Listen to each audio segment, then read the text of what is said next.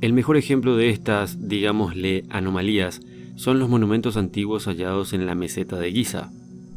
Verán, de acuerdo a nuestros libros de historia, hace unos 4000 años, los antiguos egipcios utilizaron solo herramientas como cinceles de cobre y martillos de piedra para tallar las rocas, muchas de ellas de una gran dureza, como el basalto y el granito, en formas que permitían ser ensambladas con una precisión hasta milimétrica. En realidad, es simplemente imposible producir este tipo de trabajo con solo cinceles de cobre y martillos de piedra, como se nos ha hecho creer todo este tiempo. Hay que prestar muchísima atención y tener mucho en cuenta que el basalto tiene un factor de dureza de unos 5 a 9 en la escala de dureza de Mohs. El granito habitualmente está entre 5,5 y 7, mientras que el cobre está alrededor de los 3,5. Por este motivo, muchos que cuestionan obviamente la versión oficial de las construcciones han estudiado este terreno en busca de evidencias de tecnología avanzada gracias a las cuales estas estructuras podrían haber sido construidas. Entre los muchos fragmentos que quedan en el suelo, existen numerosas pruebas que apuntan a una antigua tecnología altamente avanzada, que dicho sea de paso sería la responsable de la construcción de esos antiguos prodigios. Evidencia de una antigua tecnología avanzada perdida en la meseta de Giza se puede hallar en el piso de basalto, que más allá de toda duda razonable, se utilizó algún tipo de máquina de corte de precisión para su construcción.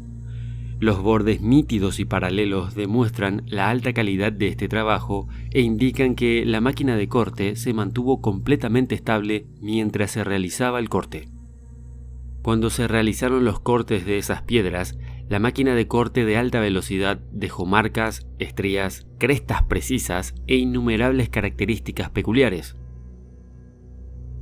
En un lugar se puede encontrar muchos de estos cortes paralelos verticales a un lado y del otro, similar a los cortes de roca que se hacen actualmente con las máquinas modernas. Parece que el corte de basalto no fue tan lento y arduo como para evitar que cortes adicionales como estos fueran una pérdida de tiempo innecesaria. Estas marcas de herramientas supervivientes podrían algún día usarse para identificar la tecnología una vez utilizada para construir este sitio. La evidencia sugiere que las teorías modernas, atestiguadas y publicadas en masa, con respecto obviamente a los orígenes de la meseta de Giza, su edad y su hecho, sus constructores y todo lo que tenga que ver con ellos, realmente son incorrectas. De acuerdo a esto, debo decir que el primer paso ya está dado: descubrir realmente que no fueron hechos con herramientas primitivas. El segundo sería identificar la tecnología a partir de las huellas dejadas por las máquinas de corte. De esta forma quizás podríamos descubrir quiénes fueron los poseedores de este avanzado conocimiento que construyeron estos imposibles y monumentales prodigios de arquitectura.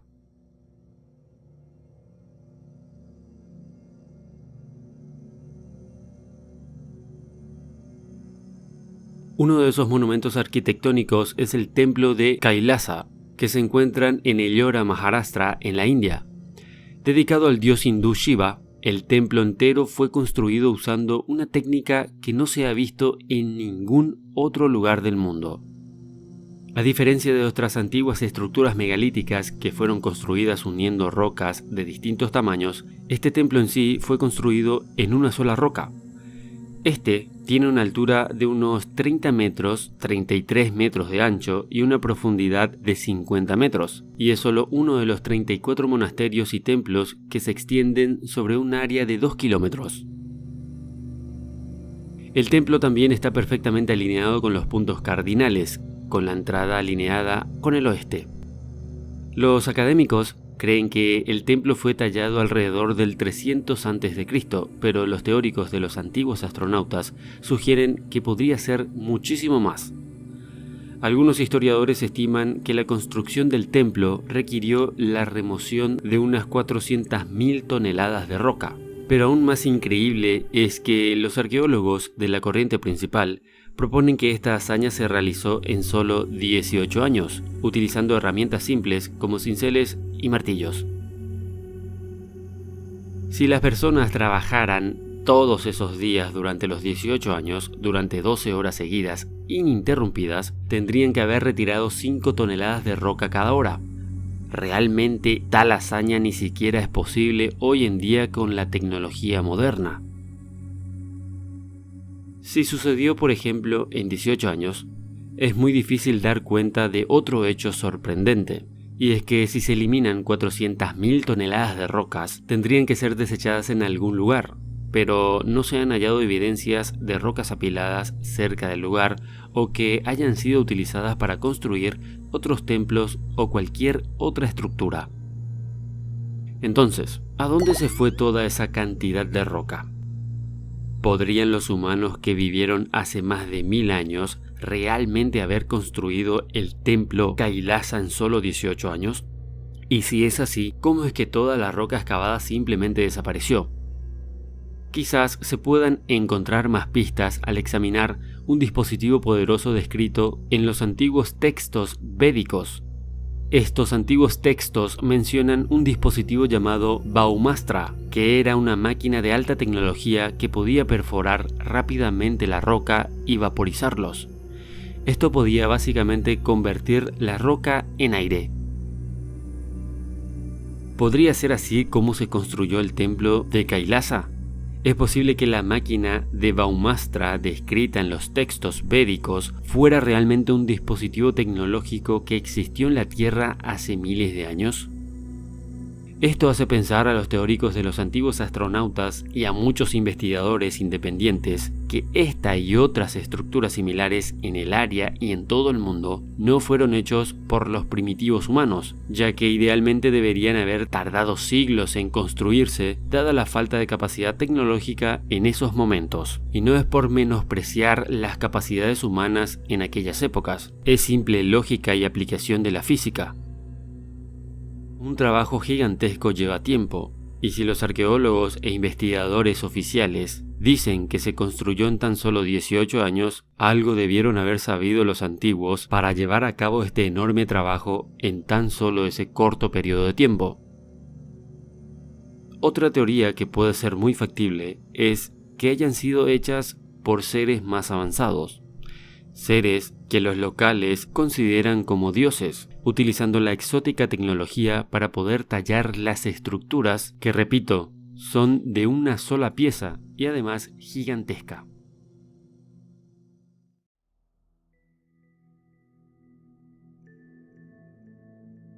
En el oeste del desierto de Al-Nafud, a 220 kilómetros de la ciudad de Tabuk, se encuentra el antiguo oasis de Taima. En este lugar desierto, entre arenas y rocas, un misterio atrae especialmente a los turistas. Al-Nasla'a, una enorme formación arenisca, como cortada por la mitad por una espada de un gigante o láser. Hay dos partes de este adoquín gigante sobre un soporte frágil. Como dicen los lugareños, desde tiempos inmemoriales sigue de pie y nada lo ha movido en todo este tiempo.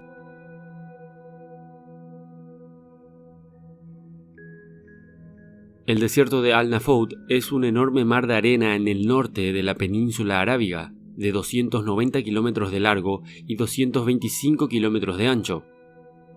En algunos lugares hay arbustos y árboles atrofiados, pero más a menudo hay dunas altas de color rojo oscuro que se asemejan a dunas en forma de media luna. Esta forma característica se deben a los fuertes vientos que soplan las arenas de un lado hacia otro. Este es uno de los lugares más secos. Aquí llueve 1 o 2 veces al año, pero las fuertes tormentas de arena son muy frecuentes. Todos los desiertos árabes están cubiertos de grandes extensiones de campos de lava formados durante la erupción de volcanes antiguos. Aquí se los llama Harrats o Arrats. Fue descrito por primera vez por Charles Montague Doughty, un explorador del siglo XIX y autor de Travels in the Arabian Desert. Las rocas, en esta región, están cubiertas con numerosos petroglifos que representan personas y animales. Algunas de las imágenes datan del Neolítico, otras hasta de una época relativamente posterior, lo que hace pensar que podría haber ruinas de civilizaciones o de una civilización enterradas bajo la arena.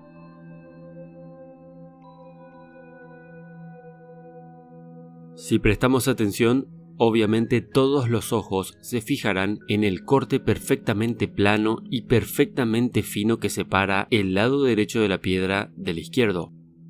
¿Quién pudo cortar esta piedra tan hábilmente exactamente en el medio?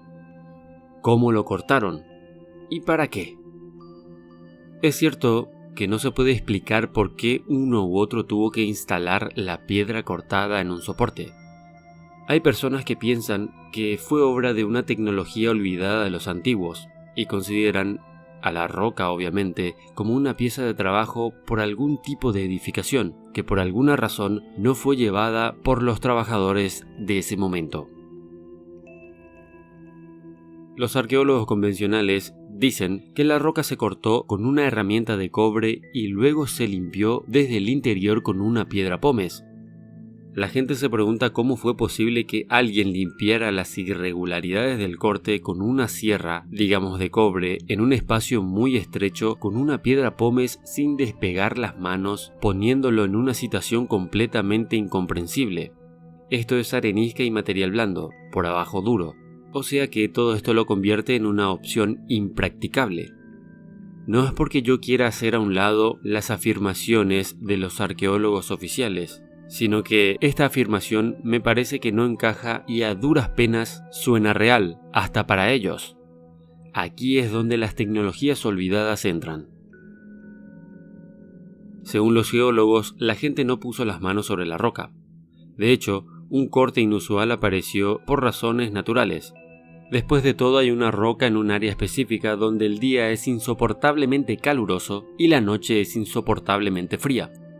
Las piedras, si tienen defectos internos, como saben todos los ingenieros y constructores que han estudiado la resistencia de los materiales, se expanden con el calor y se encogen con el frío. Al final, la estructura defectuosa se rompe y la piedra estalla. Como regla general, la grieta se ve perfectamente plana. Probablemente la roca Al-Nazla se dividió en dos partes incluso en la antigüedad más profunda, y luego los vientos y el agua lo molieron, digamos, hace miles de años. Esto pasó cuando el clima en Arabia Saudita posiblemente era lluvioso. Los vientos cargados por arena suspendida en el aire son el mejor material abrasivo para trabajar en grietas estrechas. Además agregaron que el viento que irrumpe en un estrecho espacio se acelera y la arena no roza la superficie. Si el viento también está saturado de humedad, se convierte en una herramienta de pulido. Esta es la explicación científica para la existencia de la roca cortada, pero el verdadero secreto aquí es completamente diferente.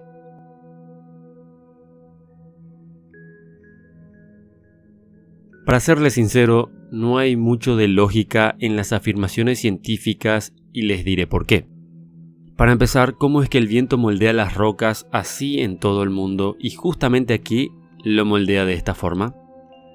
¿Cómo es que las rocas se agrietan así en todas partes y aquí se agrietan de esta forma? Es sumamente chistoso cuando los arqueólogos o paleontólogos o científicos en general quieren apelar a sus conocimientos para desviar la verdad. Es el típico, si lo dijo un arqueólogo o un científico de renombre, es porque debe ser verdad. Muchos se quedan con esa verdad. Por lo menos, si reconocen que es muy difícil que estas cosas pasen en la naturaleza, estarían un poco mejor las cosas. O sea que no habría tanto debate entre científicos oficiales y los investigadores del misterio. Pero este corte es evidente y les diré por qué. La perfección tiene su costo. La naturaleza hace cosas perfectas pero en círculos. Todos lo sabemos. Todo es como un átomo, sea a grande o a pequeña escala. Todos somos pequeños círculos de energía, pero en este caso, la naturaleza no divide las cosas así, y en especial las rocas. Esto no fue obra de la naturaleza definitivamente, esto fue obra del hombre, y creo yo particularmente que fue la obra de una civilización más antigua de la que no se tiene conocimiento. Es posible que pertenezca a trabajos de una antigua civilización perdida en el tiempo, y si nos fijamos bien, tiene toda la pinta de ser un corte de cantera. Tal vez esta roca pudo ser parte de una construcción parecida a las pirámides de Egipto. Bien podría ser, no es algo descabellado. porque explicaciones oficiales sobre las construcciones de las pirámides tampoco son convincentes. Todas son incongruentes y faltos de base sólida. En conclusión, y según mi punto de vista, esta roca fue parte de un trabajo de cantera. Esta teoría es muy bien válida, ya que me apoyo en los trabajos de los egipcios, ya que los cortes de sus mismas rocas presentan las mismas características y evidentemente son perfectas y bastante precisas. Y estas imágenes lo demuestran y son más que convincentes. ¿Qué opinan ustedes?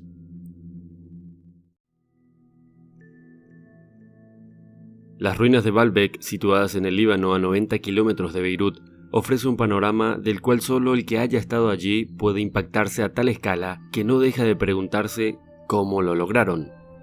En este lugar se encuentra una construcción con una fecha de creación desconocida y antiquísima, realizada con algunos de los bloques de piedra más grandes jamás encontrados en la Tierra. Moles de más de 1000 toneladas aparentemente imposibles de tallar, transportar y colocar, que además forman una plataforma colosal que representa en sí misma una prueba de unas técnicas completamente desconocidas. Los bloques de este lugar son fácilmente 200 veces más pesados que las de la Gran Pirámide. El misterio es de tal magnitud que algunos estudiosos de historia antigua lo han atribuido a una lanzadera de naves espaciales procedentes de otros mundos. ¿Sería esto posible? La etimología de Baalbek está relacionada con el sustantivo Baal o Bel, que en varias lenguas semíticas noroccidentales, como el eblateo, el hebreo o el acadio, significa señor. El término significa entonces señor de Beca, y estaría probablemente relacionado con el santuario dedicado al dios Baal o el dios Bel, a menudo identificado como Adad, el dios del sol. Posiblemente todo el complejo de Baalbek estuvo un día construido por decenas de estos trilitones, pero ¿quién o quiénes lo construyeron? Todo esto está en un lugar muy remoto. En la actualidad, para llegar allí es necesario sortear durante 2 horas serpenteantes carreteras y constantes puestos de control, en los cuales militares armados están hasta los dientes. Estos lo inspeccionan todo y a absolutamente todos. La terraza sobre la que se emplaza el templo de Baalbek es muy anterior a los romanos.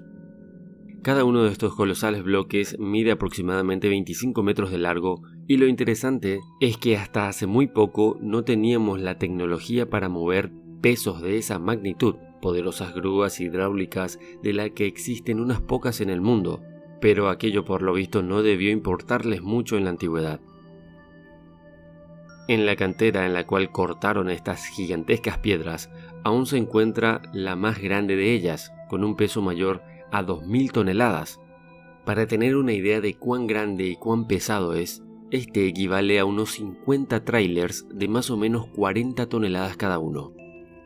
Esta monumental mole está allí abandonado sin que nadie se explique qué está haciendo en ese lugar.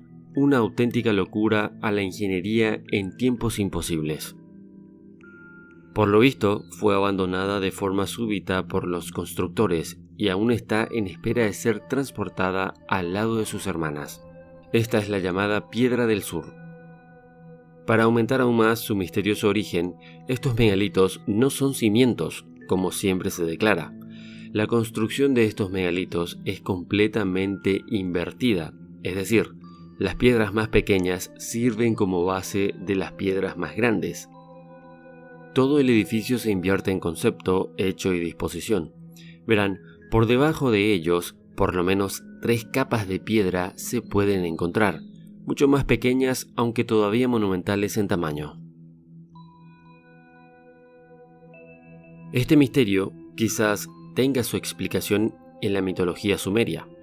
Veamos, hay unos pasajes que de hecho son sorprendentes de algunas de las tablillas sumerias que hablan de Enlil, uno de los supuestos extraterrestres Anunnakis o monarcas en Sumeria. Enlil, afectado por el calor del sol, estaba buscando un lugar fresco y umbrío. Las montañas cubiertas de nieve de la parte norte del Iden eran de su agrado. Allí, en un bosque de cedros, estaban los árboles más altos que hubiera visto jamás. Allí, en un valle entre montañas, allanó la superficie con rayos de fuerza. Los héroes extrajeron de las laderas grandes piedras para tallarlas. Las transportaron y las colocaron para sostener la plataforma de las naves celestes.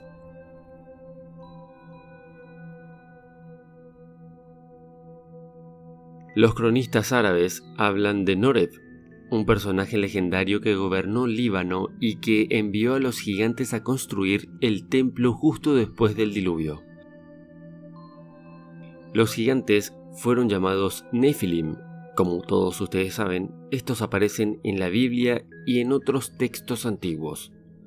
Los Nefilim eran supuestamente una extinta raza híbrida entre Anunnakis y humanos, de gran altura y fuerza física, y son mencionados en el libro de Enoc, en el Génesis, en el libro de los Jubileos, en el Baruch, en el libro de la Sabiduría, que es un libro deuterocanónico de la Biblia, así como en el libro de los Números, en el Deuteronomio y en el Eclesiástico.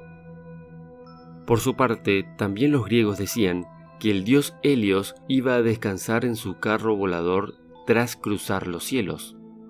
Ese carro volador, claro está, debió descansar en algún sitio. ¿Sería entonces Baalbek la morada de este tipo de tecnologías perdidas en tiempos remotos? Si comparamos uno de estos trilitones con un ser humano, el resultado es una locura arquitectónica. En un antiguo texto etíope se relata con todo lujo de detalles que el poderoso rey Salomón poseía un carro volador que le permitía recorrer en un solo día la distancia entre Jerusalén y el mítico reino de Saba, y en el Targum de los Hebreos se dice que Salomón se desplazó de la Meca a Yemen a bordo de la nave, ya que estas máquinas le permitían trasladarse rápidamente a cualquier punto de su reino e incluso más allá. El mítico rey alcanzó Pakistán, Irán y la India, en donde edificó impresionantes residencias estratégicamente ubicadas en lo alto de las montañas que recibían el nombre de tronos de Salomón. Entonces, ¿pudo Baalbek formar parte de esa intrincada red de estratégicas bases y lo que nos queda es sencillamente algunas de las piedras o piezas que formaron parte de aquello? Hablemos de lo imposible. Ustedes me dirán quiénes podrían manejar esas piedras, o mejor dicho, esas colosales piedras en tiempos tan antiguos. Aquí estamos hablando de un hito absolutamente desconcertante para la ciencia actual. Piedras de más de 1000 toneladas perfectamente cortadas y ensambladas, imposibles de manejar para una civilización anterior a la nuestra, que pesan más que las piedras de otros monumentos gigantescos difícilmente explicables como la Gran Pirámide, el Templo de Osirión, o las ruinas de Tiahuanaco, Ollantaytambo o Pumapunku.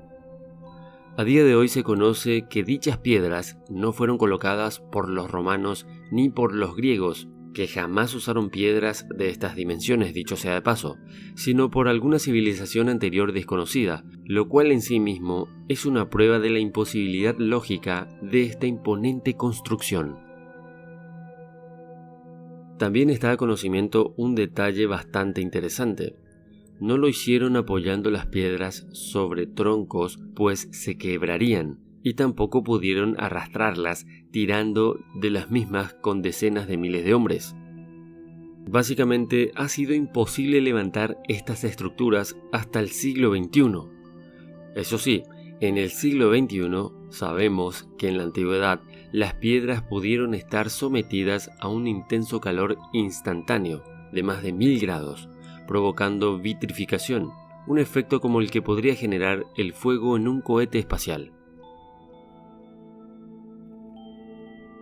La clave sería como siempre la química, y en su aplicación por civilizaciones que desde luego eran mucho más avanzadas de lo que podríamos pensar en un primer momento.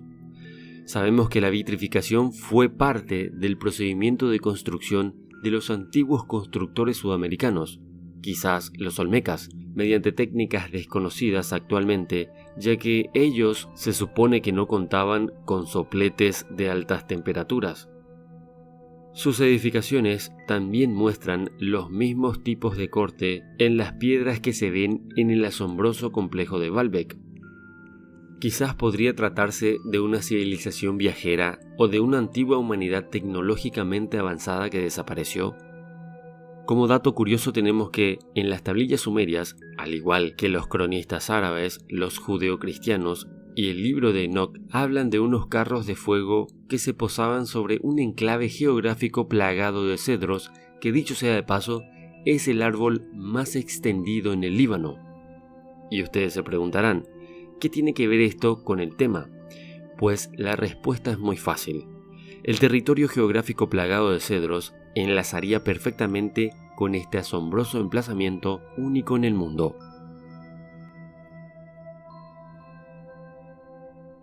Como información extra, hay otro sitio que se asemeja bastante a Baalbek.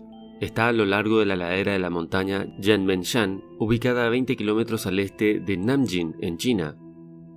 Aquí se encuentra la legendaria cantera Yanshan. Un aspecto particularmente extraño del sitio es la cantidad de piedra que parece haberse movido. Al observar los espacios entre los bloques principales y las montañas circundantes, parece que se han eliminado millones de toneladas de roca. Se sabe que la región ha sido una cantera durante algún tiempo, aunque esta explicación difícilmente pareciera explicar la asombrosa cantidad de roca que debió haber sido movida. Además, si el sitio se utilizó para extraer roca, para luego llevarla a otro lugar, esta se hizo de una manera muy extraña, como si hubiera un esfuerzo artificial para dejar atrás muros altísimos y planos. Esto no se encuentra en ninguna otra cantera antigua. Parece ser un trabajo a medio terminar, y surgen las preguntas. ¿Cómo diablos pensaban mover esas moles sin una tecnología industrial pesada? ¿Acaso recibirían ayuda de otro tipo? ¿Acaso los mismos que construyeron Baalbek hicieron lo mismo aquí, pero lo dejaron inacabado? Lo cierto es que hay más de este sitio que una simple cantera. Sin embargo, su propósito original es difícil de discernir, ya que las estelas están ahí en ese lugar sin ningún propósito aparente. Al igual que otros sitios megalíticos antiguos, parece que sus constructores utilizaron técnicas que se han perdido hace mucho tiempo, un conjunto de técnicas que probablemente surgieron de un árbol de ingeniería completamente diferente que permitió que el trabajo y el movimiento de piedras enormes fuera un esfuerzo mucho más práctico. De otra forma, ¿qué explicación podríamos darle?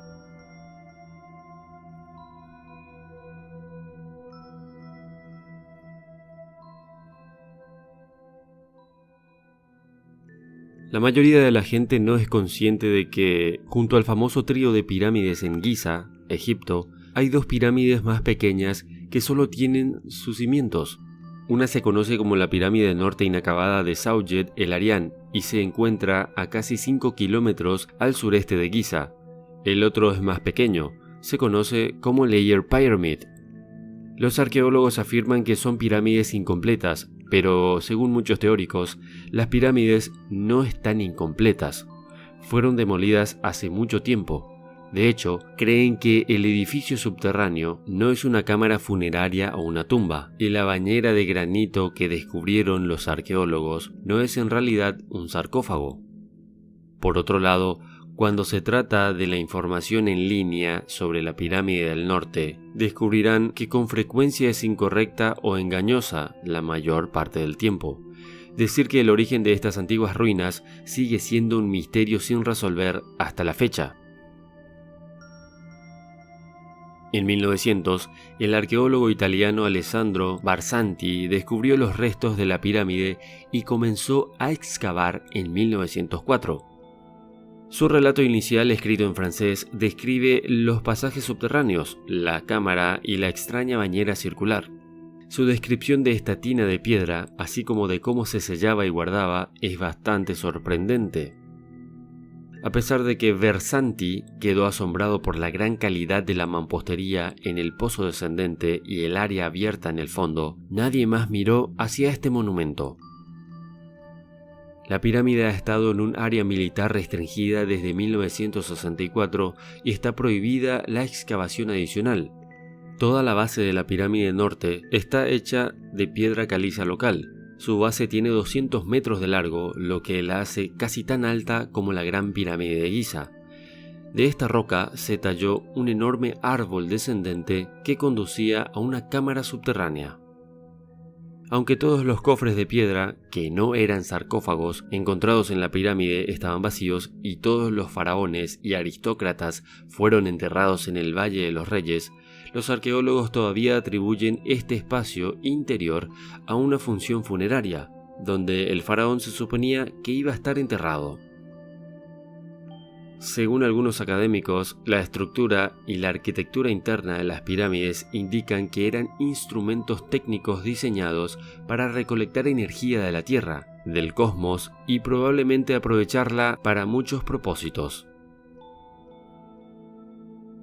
Algunos afirman que los constructores de pirámides usaban líquidos y gases dentro de las pirámides, lo cual es muy intrigante dado el tanque de granito al pie de la pirámide norte.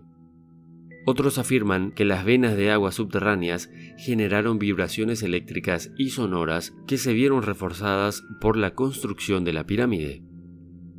No sabemos realmente cómo funcionaban las pirámides, ya que sus constructores utilizaron una tecnología diferente y los restos fueron destruidos. Si muchos han lanzado sus intrigantes preguntas a la edad real de las grandes pirámides y la Esfinge, por lo tanto, muchos consideran que la mayoría de las pirámides fueron construidas hace miles de años durante el período Atlante. Por otro lado, gran parte de la Esfinge quedó en ruinas cuando esta enigmática ciudad desapareció y las llanuras costeras fueron destruidas por enormes tsunamis. Después de unos miles de años, la dinastía egipcia se asentó allí, incorporando las pirámides y todo lo demás que ya ha sido descubierta por la sociedad moderna. Por ejemplo, podemos observar que algunos de los templos de la dinastía, que fueron hechos con pequeñas piedras, fueron construidos sobre enormes bloques de piedra de varias toneladas, que sirvieron como base residual de las estructuras de esta civilización avanzada. También se ha dicho en algún momento, muy probable cuando la civilización tecnológica en cuestión llegó a su fin, hubo un mal funcionamiento de la tecnología de las pirámides y ocurrieron todos los desastres que pudieron haber sido los causantes de la extinción de esta civilización ancestral. Las teorías son tres. La que he dicho recientemente, la de un árbol de ingeniería completamente diferente a la nuestra, o sea, una técnica que nosotros hoy en día no la conocemos. En segundo lugar estaría una antigua humanidad que sucumbió ante un evidente cataclismo mundial. Y tercero, alienígenas ancestrales que vinieron hace mucho tiempo con propósitos de los cuales no estamos seguros. Podría ser para crear a nuestra raza, o podría ser otra cosa como minar en nuestro planeta. Todo es posible. ¿Qué opinas? Pon lo que piensas en los comentarios. Muchas gracias y hasta la próxima.